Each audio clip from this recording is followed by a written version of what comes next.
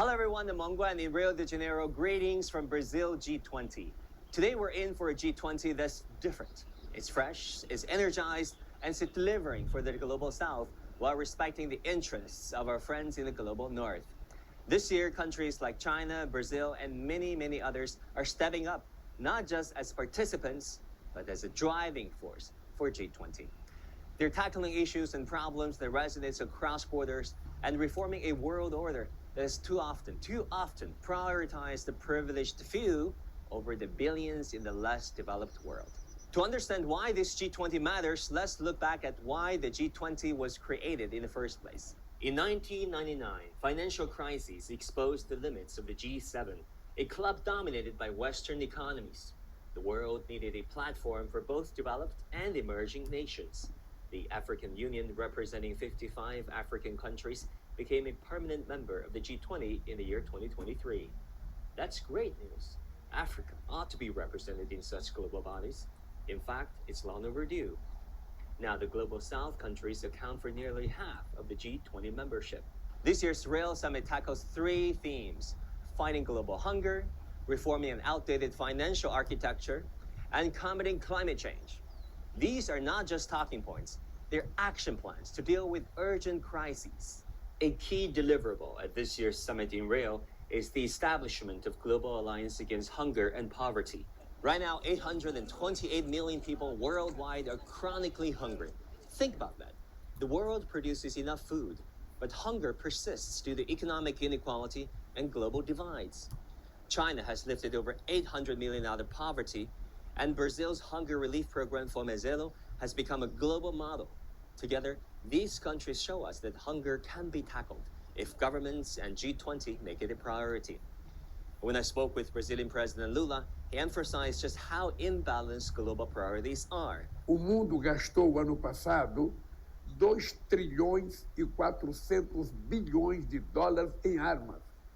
Se nós tivéssemos gastado esse dinheiro em educação, em alimentação, a gente não teria 733 milhões de pessoas passando fome no planeta Terra como nós temos.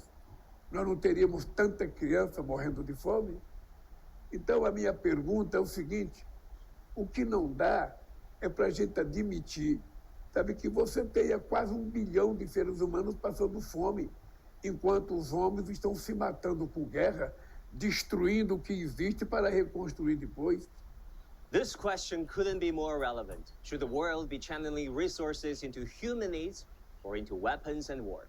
This brings us to the financial system. It's no secret that the IMF and World Bank often impose harsh conditions on loans, trapping developing countries in cycles of debt. Recently, at the BRICS summit, countries pushed for a strengthened role of alternative financial models like the New Development Bank, or NBD. The NBD has approved loans worth $350 billion to finance over 105 projects directly impacting lives.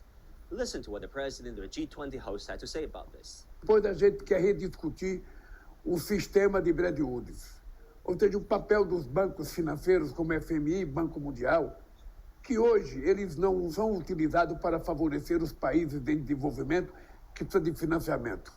São bancos utilizados para sufocar os países pobres. Hoje a África tem uma dívida de 900 bilhões de dólares. O que eles pagam de juro é mais do que eles têm capacidade de investimento no desenvolvimento. And then there's climate change, a crisis felt hardest by the poorest nations. China has pledged carbon neutrality by the year 2060. Brazil's Amazon is the world's lawns. India is aiming for 50% of its energy coming from non-fossil fuels by 2030, and South Africa is transitioning from fossil fuels. Here's the reality. The West is responsible for over half of historical carbon emissions, and yet, who's been asked to pay the price? Countries that are still working to meet basic needs. This G20 is an opportunity for the Global South to push for climate justice. As we look to Rio, the message is clear. A more equitable, inclusive world isn't just possible, it's already taking shape. The G20 in Rio is not just another meeting, it marks the Global South taking matters into their own hands to build a fairer world.